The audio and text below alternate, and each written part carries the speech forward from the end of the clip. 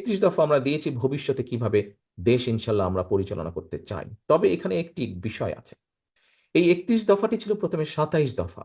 পরবর্তীতে বিগত স্বৈরাচার বিরোধী আন্দোলনে আমাদের সাথে যে সকল দলগুলো যুগপৎ আন্দোলনে শরিক ছিলেন, তাদের সকলের মতামতের ভিত্তিতে 31 দফা গঠিত হয়েছে।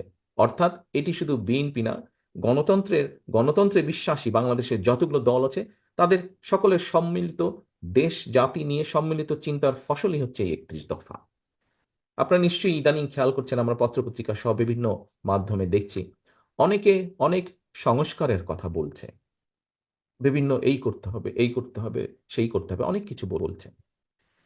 আহ, আমাদের বিএনপির পক্ষ থেকে দেশ জাতি নিয়ে চিন্তা, আমরা 2 বছর আগে যখন কেউ এই নিয়ে চিন্তাও করেন, দেশের এই বিষয়গুলো নিয়ে চিন্তা করেনি, সেই সময় আপনাদের দল বাংলাদেশ জাতীয়তাবাদী দল 27 দফা প্রস্তাবনা দিয়েছিল জাতির সামনে।